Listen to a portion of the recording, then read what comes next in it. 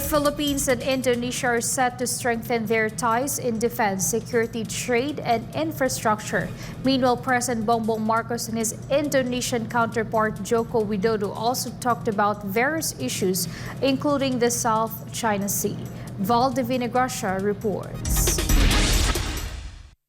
It has been agreed upon by the Philippines and Indonesia to collaborate in reinforcing their relationship in defense, security, trade, and infrastructure development. In his opening statement during a bilateral meeting with Indonesian President Joko Widodo, President Ferdinand Bongbong Marcos Jr. emphasized the need for unity between the Philippines and Indonesia to face the current challenges in the region. As like-minded developing nations, the Philippines and Indonesia both aspire for the ASEAN to be for ASEAN commonality that is peaceful, stable, and prosperous. As neighbors, we must remain united in addressing the many challenges that our region now faces. Widodo, for his part, pledged Indonesia's firm collaboration with the Philippines in these areas.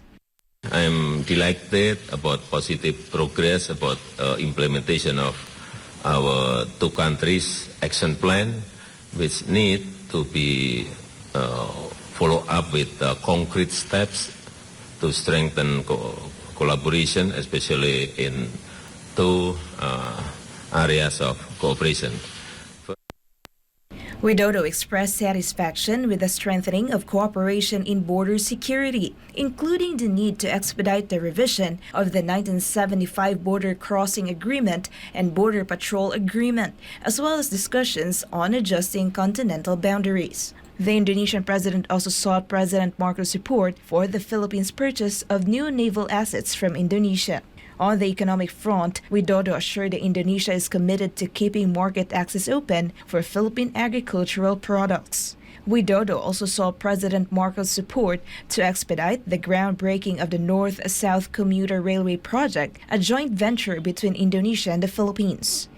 Meanwhile, both leaders agreed to enhance cooperation in political and security matters between the two nations, particularly the recently concluded Joint Commission for Bilateral Cooperation, or JCBC, led by the foreign ministers of the Philippines and Indonesia. The JCBC serves as the primary mechanism for discussions between the Philippines and Indonesia to review progress in mutual collaboration initiatives. One such initiative is the implementation of the bilateral priorities outlined in the Philippines-Indonesia Plan of Action 2022-2027.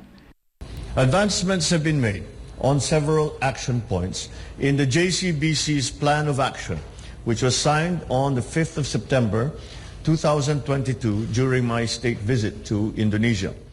The said plan of action covers various aspects of cooperation in politics and security, border issues, regional and global issues, economic cooperation, socio-cultural and people-to-people exchange, as well as judicial and consular matters between the Philippines and Indonesia. Following their meeting, Marcos said that he and his Indonesian counterpart had a fruitful and honest discussion on regional events, including the South China Sea issue and the close cooperation among ASEAN member states. Both leaders reaffirmed their commitment to the United Nations Convention on the Law of the Sea, or UNCLOS.